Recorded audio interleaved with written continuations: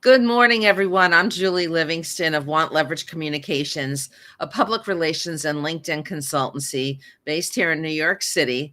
I'm delighted to be here today for another edition of PR Patter, my semi-weekly show where I chat with the amazing people from across my public relations network. If you like what you see today, please go to my website at wantleverage.com and download our free tip sheet. Make your C-suite stand out on LinkedIn. It's got lots of great tips that will help you really elevate your visibility on the LinkedIn platform. Today, I'm delighted to welcome my guest, Amanda Proscia.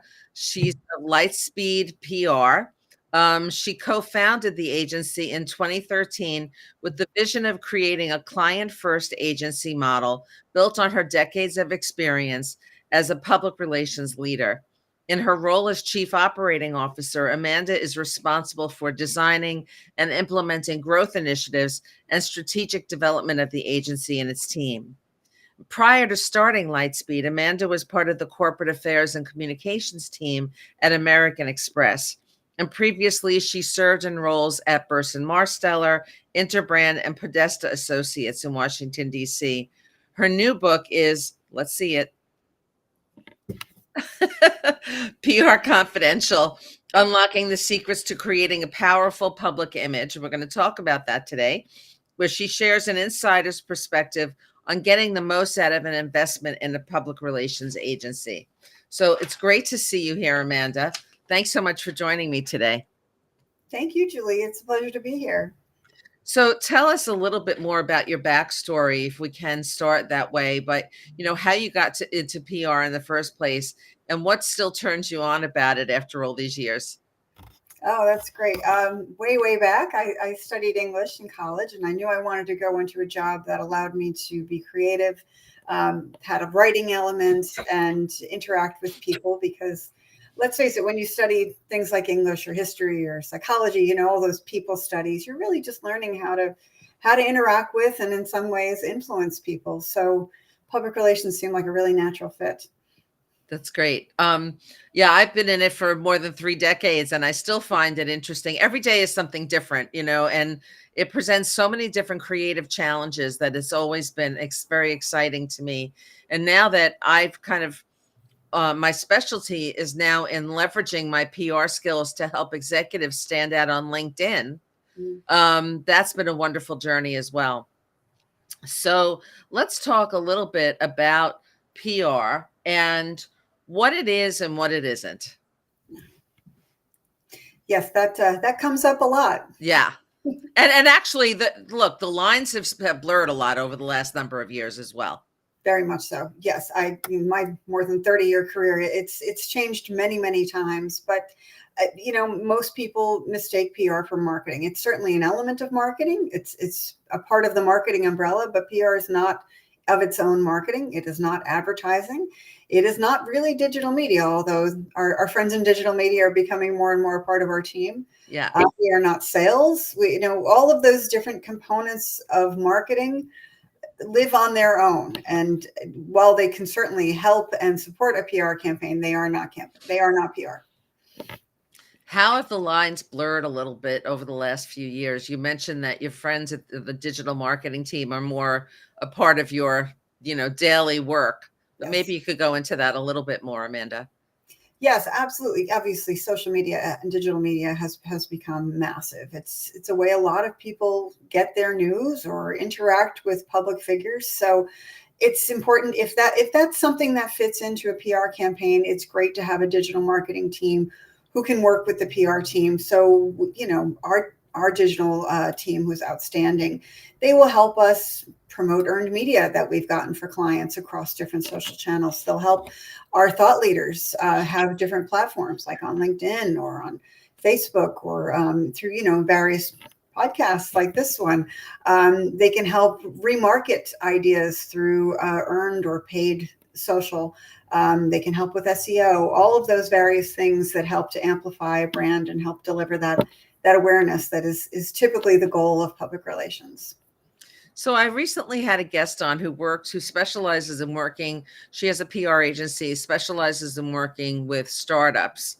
And one of the things I wanted to get your perspectives on were, when is a company really ready for PR and when is it not? Yeah, I hear this. I in fact work with You a lot get that a lot, right? too. Yes, my agency is focused on tech, so we work with an enormous number of startups. And it's funny to me how often some of them come to us far too early or far too late. And I think it's generally because there's a misunderstanding about what PR is and how we do what we do.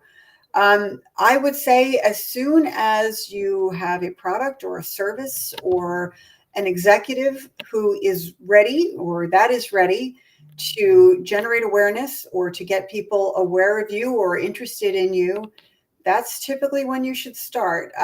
It's important, of course, to have some budget and to make sure that you can follow up on your promises and that you can deliver what you're saying to the world. But it's always a good idea to start engaging with your audiences, letting them know Now, what you're now doing. that's not to say that they may be ready to go out to the media, right? I mean, every executive, every program is different. And if you are working with an executive as a key spokesperson, and is sort of the brand ambassador of the organization, they may not actually be ready for media interviews off the bat. Like, we have to talk to them, really understand what their expertise is, and see if they are media ready. Yes. Oh, very, very much so.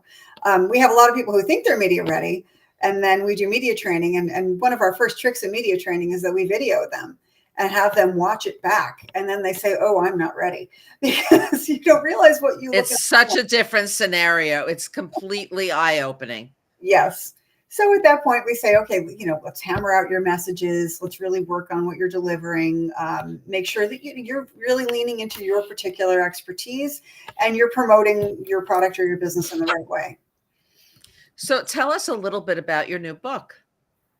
Yes. So, as I'm sure you can relate, Julie, you talk to people all day, every day who just don't understand what PR is, especially when you work with startups and in tech. So, after answering the same question probably thousands of times, I said, you know what? I'm just going to write a book and I'm going to answer all these questions once and for all. It's a quick read. It's only 90 pages. There's a lot of humor in it. A lot of my PR friends have flattered me by telling me that once they read this, they felt heard, which I loved. That's great. So it's written. I'm actually literally answering the questions. It's written like an advice column. So I have, the question of, my investors are telling me I need PR, but I don't know what it is. Why do I care? Sign lost and confused. So I answered, dear lost and confused. Here's everything you need to know. And then, it goes on from there with that question and answer format. So give us a little bit of insight into some of the questions you answered and give us more of the background, if you would. So it starts off with what we were just talking about, what PR isn't. The whole first chapter is about marketing and how PR fits into a marketing plan. And if you don't have one, you should get one. And how advertising comes into the mix and how sales and all those different building blocks. And then it goes into, what PR can do for you. What is earned media? What do we mean when we say that we get people covered in the news? That is actually our job, believe it or not. What does that mean? And further, why we can't get you on the front page of the New York Times 1 week into our relationship. Because I love that one. I love that one. And something, I have to share this story, and I won't mention the name of the client because I'm no longer working with them, but I had a client that said that to me, I want to be in the New York Times. And I actually did get them in the New York Times within like a 3-month period, which is still a very short amount of time to get them such coverage. And they still weren't happy. I mean, come on. Yeah, we actually we spend a lot of time educating our clients. We at Lightspeed we have a formal client training program. It's PR 101, and then we actually have PR 201, where we ask our new clients to spend an hour with us learning about what we do and how That's great. It takes down a lot of barriers. It sets a lot of expectations properly. That makes so much sense. Yeah, very much so. And they all come away saying that they learned so much and they're so grateful for it. So we found that to be a very valuable tool our toolbox.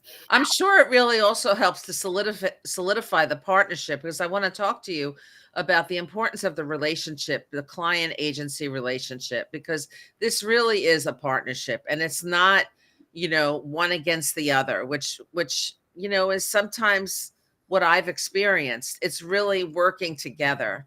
Can you elaborate on that? Absolutely. Yes. Our more successful clients, this is our most favorite thing to hear from our clients is when they say they see us as an extension of their own team. That, we're not the other people who they hire or some vendor. That, we're somebody they rely on to help them execute on their priorities and to reach their goals.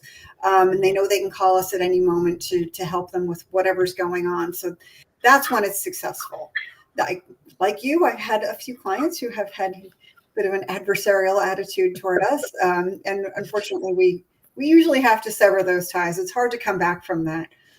Sometimes you can. Sometimes you can make them realize we're on And this I, team. I think one of the most important things, one of the telltale signs, is that when a client comes to you when something is just starting to bubble up, and they feel comfortable enough sharing that with you as a partner, Yes. so that you can help them before it really hits the fan.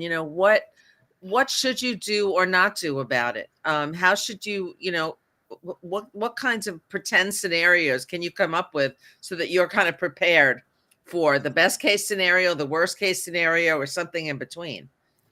Yes. I can't tell you how often I've said to a client, why are you telling me about this now? Why didn't I learn about this while it was starting? Or my favorite, we have a big announcement going out tomorrow. Or, Right. our CEO is resigning tomorrow. Or, you know, please give us some runway. Bring us into the conversation. We can help. We can help, but PR takes time. Yes. If PR takes time, it takes time to get to know the client, but also to come up with the proper strategy and how to approach different issues that they might have. Come up with key messages, and then, really turn it around properly. Yes, absolutely. We like to say that the PR is very much like a staircase. You have to climb each. I love that. We very, very rarely we get a client who has such terrific news and their CEO is so fantastic that we say you get the elevator key card. You can go straight to the top. But it's almost never happens. You have to start. You have to start even with your messaging, with your preparation, and then when you do your media relations, you might have to go to the trades first. You have to build with that reputation with the media, with the right audiences, and step after step, then you'll get to the top. And it takes time. So one of my other questions, and I get asked this a lot, is who are your current media contacts? Because that's the only way you're going to get me. Because I think that's the only way you're going to get me into the news. Is that always true? It's not always true. No, obviously my team, we have a lot of experts who've been doing this a long time and they have friends in the media. But if you have a good story and you know how to write a pitch and you know how to engage properly, you don't have to have those relationships. It's nice and it's great to develop them, but we've engaged with a lot of reporters who'd never heard of us before and wanted to work with our clients because they had a great story to tell. Yeah, I find that all the time, Amanda, to tell you the truth. I really do. What tools are you using to help your clients in terms of a media database, and other tools? Like, are you using Quoted? Are you using Source of Sources? We are using Muckrack. We're big fans of Muckrack. We love not only their media development tools, the list development tools, but also their reporting tools. It's very helpful. We love Quoted. When I give Quoted to my new teammates, they always say they feel like they got the keys to the castle because you can really get an understanding of what the media are looking for. We use a lot of those types of, obviously PR Newswire, a couple of other reporting metrics that the digital team uses, but they're always changing and they're always getting better. I remember the days of the big yellow books from, Oh my God, I do too. oh, Bacon's. you're flipping through, finding fax numbers, so how far we've come, right? It's unbelievable. It really is. What are some of the challenges that you've faced with clients where you've really had to, go back into your PR toolkit and kind of figure it out? Without mentioning names, obviously. Yeah. Sometimes, and this is one that I will admit that happens. Sometimes we get the story wrong. Sometimes we think we have the great angle, the perfect angle, and we're going to get a ton of media engagement, and we don't. Even when we vetted it with our reporter, It happens, right?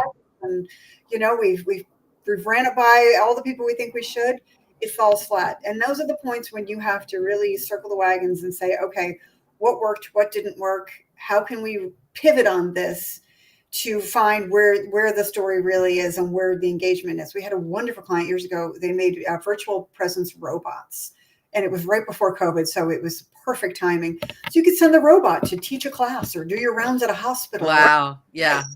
People traveled and sent the robot ahead of them. It was amazing. But spent too much time talking about the tech and how fabulous the tech was and how groundbreaking it was. Ended up not being the story. The story was the connections it was making for people, how people could use the robot Interesting. to have more time with an elderly relative, or go visit 6 kids in a hospital, or engage with different audiences.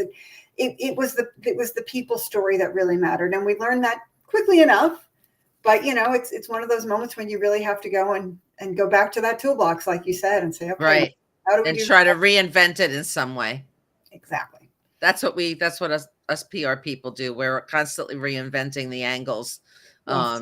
to see what's going to stick with a particular audience. Hmm. How do you maintain great relationships with your media contacts? It's funny. We were just talking about this with my team last week. It's so easy now to send an email, or even sometimes we'll engage with the media on their social media feeds, or we'll send a DM or something. We're we're forgetting how important it is to pick up the phone. And I'm always telling my team this. Yeah, it's great to connect on all those different ways, and we do certainly want to respect how the media want to be reached out to. But every now and then, pick up the phone, have a conversation with them, talk with them about what they're working on, tell them about the other clients that we represent. Yeah, It goes a long way to helping them realize that you're a good source for them. You're someone they can rely on and they can trust, and they know what we're working on. So they say, "Oh yeah, I had a conversation about that. Let me go back now that I'm working on this new story," or whatever it is. Really goes a long way.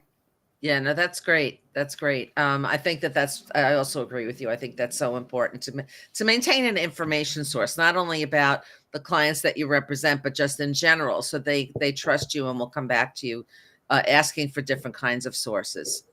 I mean, Exactly. I know I've have a relationship with a particular reporter, and she often reaches out to me for sources on related topics. Mhm. I don't even work with the client I pitched her on and got a story on anymore, but I'm always willing to put it out to my PR network and help her out, because you never know what client I'll get next, or who I'll be working with next, and the same for her. Yeah, absolutely. And remarkably enough, we've even had a couple of reporters refer clients to us because they say, "Oh, these guys do a really great job, and they really know their tech, and they can help you." So when that happens, you've really made a good impression. So we love that. That's great. Are you using LinkedIn for your clients, and how? Oh yeah, absolutely. LinkedIn is obviously it's a very powerful platform. We're doing LinkedIn Lives for a lot of our clients. Like this show? Yep, exactly. We do regularly scheduled LinkedIn Lives. Sometimes we do them weekly about different topics to reach their various audiences. We help them with their message development. Sometimes we'll do LinkedIn ads. How do you It's find that those perform, Amanda? The ads. It really depends on the content. Right. We actually did some for the agency, and the ones that performed best were the ones about case studies, where you were telling a good story, and it was something that you could give compelling background on and some interesting data. Those were the ones that seemed to really go the furthest. That's great. Yeah, for my clients, I find that the more they can really identify and engage with their specific audience. I have a client that works in procurement. It's kind of a discrete area. But their leaders are very good at helping people understand what procurement is, and reaching out to the people who will need them best. So, really tailoring your message and finding your audiences and telling the story in the right way. Obviously, those are what you do all the time, but it works well on LinkedIn. That's great. And so what advice would you give, just to wrap things up, what advice would you give to somebody, a company that is looking for a PR agency? What should they look for? And what are some of the things they should know before they start an engagement? Actually, there's a resource in the book. At the end of each chapter, there's a little downloadable resource that you can get through my website. And actually, you can get a free copy of the book on my website, lightspeedpr.com. You'll see a little checklist and a few of them. There's some questions you can ask. There's things that you want to consider, because every fit is different. There's a lot of agencies out there that have a niche that they focus on. Those people are really going to be able to help you if you're a match for them. They're going to know your audience. They're going to know the reporters you want to reach. They're going to know how to talk about what it is you're promoting. If you don't think you have the right budget, there's always ways you can consider using a freelancer or finding your resources within your team. There's a lot of details on that in the book, but don't just hire the first person who comes across. Don't just, maybe you have a sister-in-law who works in PR. That's not always the best way to go. Do your homework, interview them, consider it like, some people have told me that they interview a PR firm like they're going on a first date. Make sure that you know everything about each other before you really jump into that relationship. That's great. Amanda, this has been a great conversation. Thank you so much for joining me today. Again, pick up Amanda's book on her website at lightspeedpr.com. There it is. And I'll see you next